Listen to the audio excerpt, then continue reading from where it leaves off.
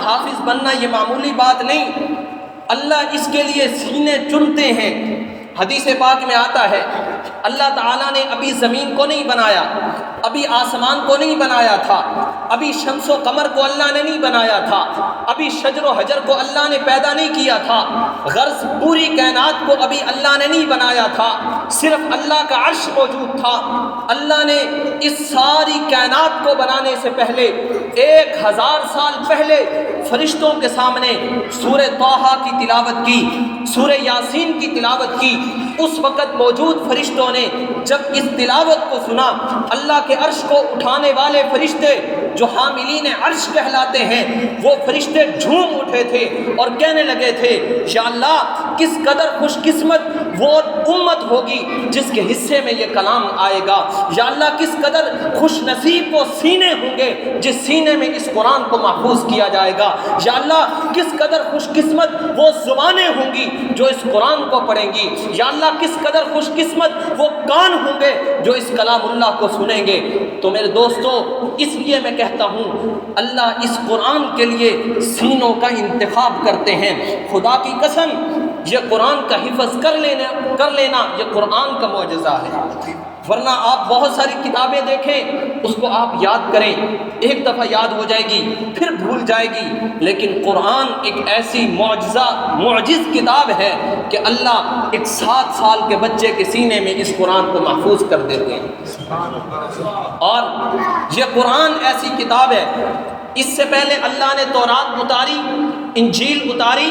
زبور اتاری اور بہت سارے صحیفے اللہ نے نازل فرمائے۔ اس قرآن کے علاوہ اللہ نے کسی کتاب کی حفاظت کا ذمہ نہیں لیا۔ یہ قرآن ایسی واحد کتاب ہے کہ اللہ نے اس کی حفاظت کا خود ذمہ لیا ہے۔ اِنَّا نَحْنُ نَزَّلْنَا الذِّكْرَ وَإِنَّا لَهُ لَحَافِظُونَ، اللہ فرماتے ہیں ہم نے اس قرآن کو اتارا ہے اور ہم ہی اس کی حفاظت کرتے ہیں۔ اور یاد رکھیں اللہ اس قرآن کی حفاظت کروانے میں کسی عالم کے محتاج نہیں،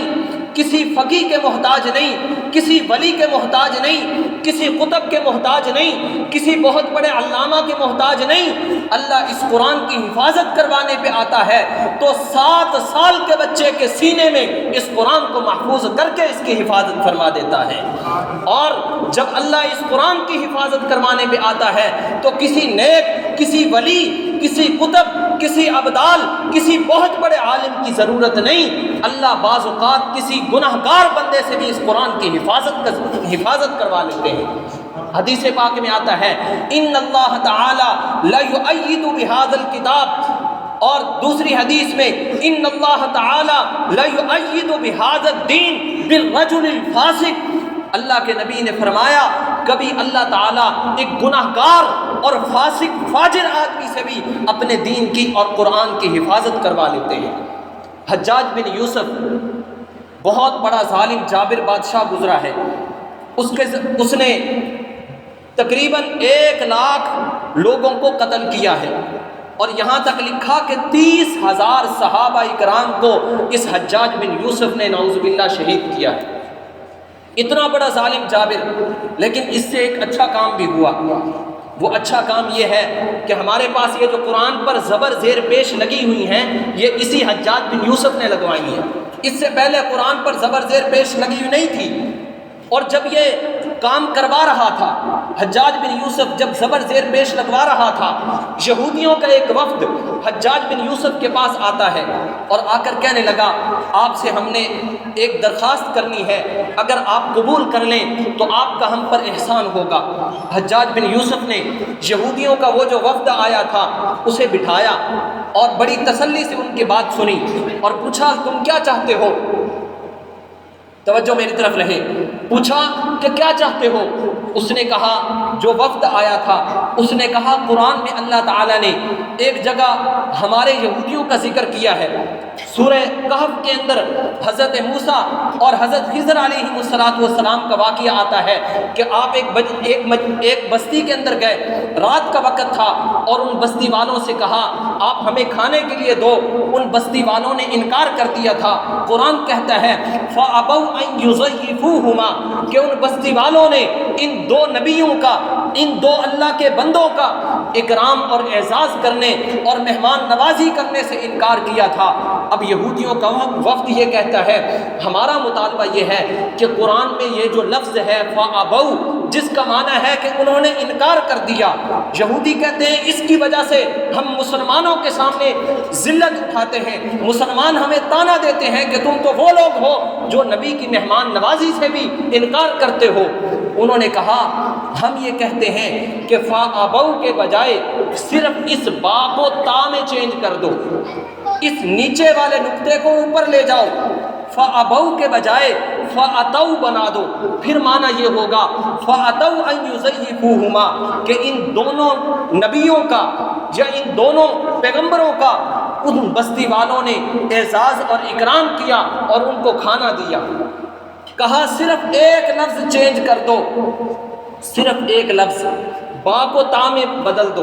فَأَبَوْا کا معنی کہ ان بستی والوں نے ان نبیوں کا اکرام کرنے سے، ان کا اعزاز کرنے سے، ان کا احترام کرنے سے، ان کی مہمان نوازی کرنے سے انکار کر دیا۔ فَأَتَوْا کا معنی یہ ہوگا کہ ان بستی والوں نے خوب ان کی خدمت کی ہے۔ حجاج بن یوسف اس نے کہا اچھا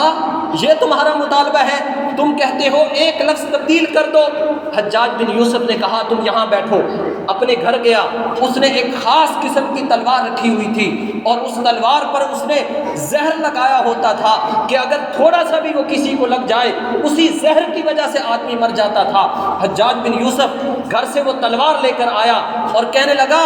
کہ تم لوگ مجھے یہ سمجھتے ہو کہ میں بہت بڑا ظالم ہوں، میں بہت بڑا فاسق ہوں، میں صحابہ کا قاتل ہوں، میں بہت بڑے اولیاء اللہ کا قاتل ہوں، میرے ہاتھوں 1,00,000 مسلمان قتل ہو چکے ہیں، تم مجھے گناہگار سمجھ کر آج مجھ سے یہ کام کروانا چاہتے ہو کہ میں اس قرآن میں تبدیلی کر دوں۔ حجاج بن یوسف نے کہا میں ظالم ہوں، میں فاسق ہوں، میں گناہگار ہوں، میں بدکار ضرور ہوں، میں شرابی ضرور ہوں، میں ہر اعتبار سے گناہوں کا پلندہ ضرور ہوں، لیکن یاد رکھو جس کتاب کی حفاظت کی ذمہ داری میرے اللہ نے لی ہے، جس کتاب کو محفوظ رکھنے کا ذمہ میرے اللہ نے اٹھایا ہے، جس کتاب کو محفوظ رکھنے کی ذمہ داری میرے اللہ نے اٹھائی ہے، تم مجھے ظالم اور جابر تو کہہ سکتے ہو لیکن جس کتاب کی حفاظت کی ذمہ داری اللہ نے لی ہے، میں حجاج بن یوسف گناہگار ضرور ہوں، میں فاسق ضرور ہوں لیکن اتنا بے غیرت نہیں ہوں کہ جس کتاب کی ذمہ داری میرا اللہ لیتا ہے میں حجاج بن یوسف اس کے اندر رد و بدل کر دوں، ایسا نہیں ہو سکتا۔ اور کہا تم نے بہت بڑی غلط فہمی میں آ کر میرے سے بات کی ہے اور تم نے قرآن کے اندر رد و بدل کے لیے مجھ سے بات کی ہے، تمہاری سزا یہ میری تلوار ہے۔ اور اسی مجلس کے اندر حجاج بن یوسف نے جو آنے والا وقت تھا سارے کے سارے یہودیوں کا قلع قمع کر دیا اور ان کی گردنیں کاٹ کے وہیں ڈھیر کر دی۔